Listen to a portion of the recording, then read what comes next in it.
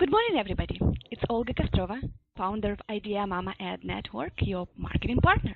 And today, I'm very happy to introduce to you Shel Horowitz, successful environmental activist and a marketer. For the last several years, he has been integrating these two interests in his books, his consulting and his speaking. Shel, thank you so much for being with us today. We are very happy to have you here. It's a pleasure to be here, Olga. Thank you, Shel. So, you have recently released your 8th book, Guerrilla Marketing Goes Green, have you? Yes. Guerrilla Marketing Goes Green, I think, is the best thing I've ever written. It really talks about how entrepreneurs can be true to their heart and their soul and to making the world better and at the same time have a very profitable and healthy business. Very good. So could you please share a few key points from it, those that you think that are fundamental to marketing operations of really any company? Okay. Well, for starters, you want to be honest and ethical and upfront with your customers. You want to be fairly transparent and let people know what is actually going on. When you have a problem, you can acknowledge that you have a problem and that you're trying to fix it and not try to pretend it didn't happen in the first place. You really want to assume that your customers are intelligent and are capable of handling the information that you have to share with them and will benefit from them. You always keep in mind that you're doing this to help them. It actually, strange as it may seem, the best businesses come to their business from an attitude of service. So this is part of that. And as you start to explore these concepts, I show in the book how for many businesses, for example, market share really doesn't matter. Can you share that? Because I'm sure that a lot of people who listen to that, they'll say, what? And eyebrows will go up. Well, let's put it this way, okay? I'm a service business, all right? I do copywriting and I do book shepherding. If I were to have even 0.00001% of the overall market for those services, I would have to hire 10 people and none of us would ever get any sleep. So if I have a full calendar, what does it matter that my competitor also has a full calendar? For a product-based business, it's a little bit different, but still, there's scalability. I think for many green businesses in particular, staying small has certain advantages because you're able to maintain the kind of quality and the environmentally friendly kinds of production that might be harder to do in a large-scale factory. And by doing this, you are then, of course, able to charge more and, develop a better relationship with your customers and really kind of begin to almost make them feel like family in a way that is simply not possible if you're just churning out thousands of copies of whatever it is every single day. Very true. Biological marketing, what do you mean by that? This is a term that I borrowed from my friend John Kramer, and it's the idea that if you think about physics is a very linear progression until you get into the subatomic particle level. But if you think if you drop a rock out the window, it will fall at a certain rate of speed. It's measurable. It doesn't change. Biology is different. Biology is really about exponential growth. So, for example, you plant one kernel of corn, and then one kernel grows to 8 feet tall, and it has many ears of corn, and each ear has a couple of thousand kernels, a couple of hundred. So you have received from this one single kernel of corn orders of magnitude more corn than you had. It's a very different way of thinking. It's an abundant universe model.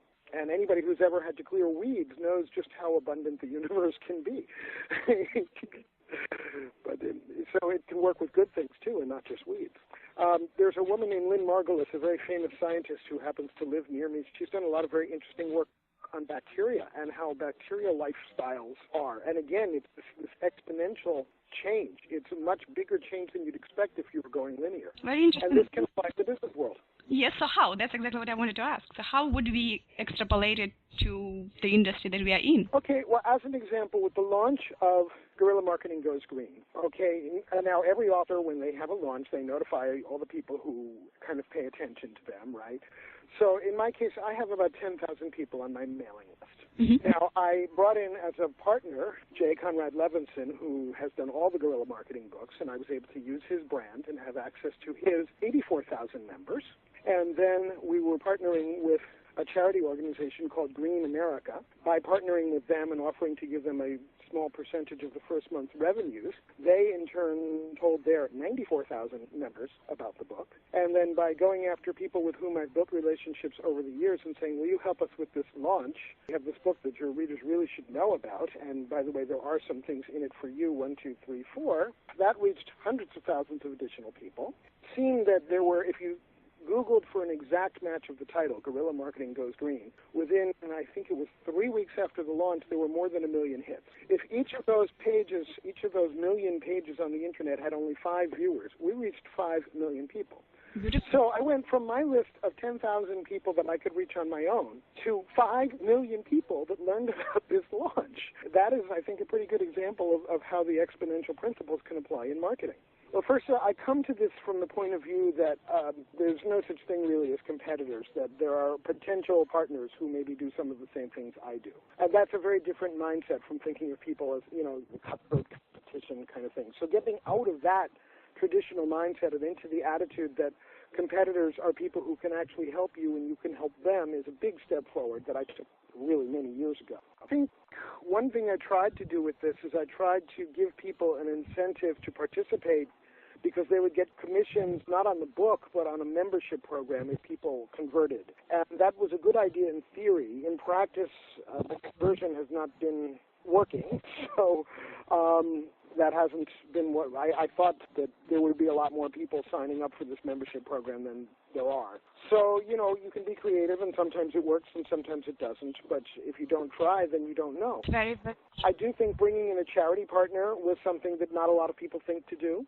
And that's something that both my co-author, Jay Levinson, and I are pretty strong advocates of because it gives you, again, that wider purpose in the world. And it also gives you a way of reaching that charity partner's audience. In this particular case, it was an organization that serves green entrepreneurs. There is no more perfect fit. So, Shel, I understand your dream is a world of cooperative, eco-friendly businesses using commerce as a tool to improve the world. We can bring other people in developing countries up to a similar standard of living, but doing it in a way that is much more earth-friendly. And I think a lot of the problems that we experience would be going away. Sure. I'm sure that the audience would love to hear a bit more about your work because I'm sure the book contains a lot of very, very important points to pay attention to. But for today, we probably need to wrap it up, and I really appreciate your time. Okay, well, we need to tell people where to get the book, and that's Guerrilla Marketing Goes Green, and that's GUERRILLA, GuerrillaMarketingGoesGreen.com. And whether you buy the book there or buy it somewhere else, if you go to that site, GuerrillaMarketingGoesGreen.com, there are $2,600 in additional bonuses that come when you register your purchase on the bonus page. Very good. And there is a ton more in the book than we've been able to do today, of course. I thank you so much, Olga, for having me on. Shel, thank you very much. You have a wonderful weekend that's coming up. And we will hope to hear you and see you soon, maybe in a year from now. And hopefully at that point, this book will be still on bestseller list. And many, many, many millions of people will read it and understand that there's more to life than just purely money-driven behavior, right? From your mouth to God's ears, they say. Thank you, Shel. Have a great weekend. You too. Bye.